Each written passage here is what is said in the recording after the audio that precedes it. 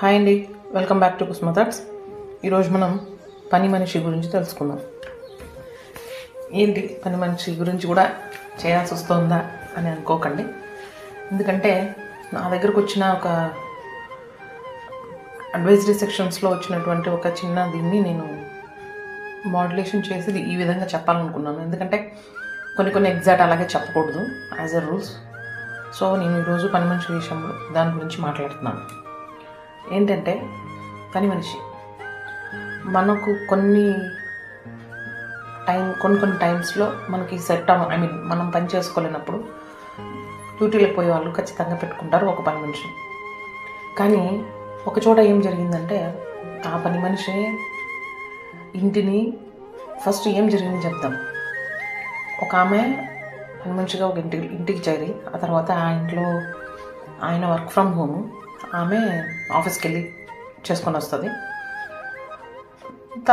తర్వాత ఏం జరుగుతుందో మీకు తెలుసు.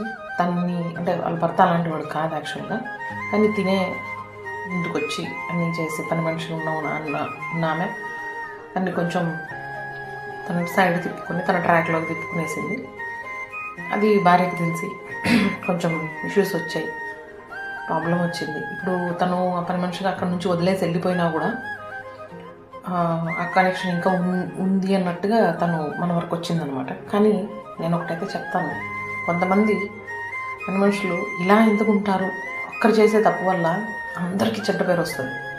చాలామంది వాళ్ళు ఏం దొరికినా కూడా ఆ ఇంట్లో ఇచ్చేసి వెళ్ళిపోతారు, అంత మంచి పని మనుషులు ఉన్నారు. కానీ కొంతమంది తన లైఫ్ మాత్రమే చూసుకొని నేను బాగుంటే చాలు అనుకునే ఒక స్వార్థపూరితమైన వాళ్ళ పని మనుషులు ఉంటారు కదా.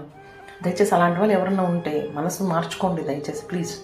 అది మీ వరకు కరెక్టేమో, కానీ మీరు బతుకుతున్నది మాత్రం లోకంలో, సమాజంలో బతుకుతున్నారు మీరు. నేను బాగుంటే చాలు పక్కన అసలు ఒక ఫ్యామిలీని విడగొట్టడానికి కానీ ఒక ఫ్యామిలీలో పోయి నువ్వు నాశనం పట్టించడానికి కానీ నీకు ఎట్లాంటి రైట్స్ లేవు. ఆ తర్వాత నీ బతుకెలా ఏమవుతుందని కూడా నీకు తెలుసు. కానీ నువ్వు చేస్తుంది మాత్రం తప్పు అని నీకు కూడా తెలుసు. కానీ డబ్బు కోసమో ఇంకొక దానికోసమో నువ్వు చేస్తున్నావు చూడు, ఇది ఎంతవరకు కరెక్ట్? ఫస్ట్ ఎందుకు లేవు, మళ్ళీ ఎందుకు వచ్చావు వాళ్ళ లైఫ్లోకి? ఇది పని మనిషి అంటే వాళ్ళ వల్ల కాదు కాబట్టి, వాళ్ళ డ్యూటీలకు వెళ్తున్నారు కాబట్టి మిమ్మల్ని నమ్మి ఇంట్లో పెట్టేసి వెళ్తే కొంతమంది పని మనుషులు ఇలా చేస్తున్నారు. వాళ్ళ వల్ల అందరినీ అనుమానించాల్సి వస్తుంది. ప్రతి ఒక్కరు, ఒకరు డబ్బు విషయంలో కావచ్చు, ఒకరు పని విషయంలో కావచ్చు, ఒకరు ఏదో ఇలాంటి చండాలమైన పనులు చేసే వాళ్ళ గురించి కావచ్చు.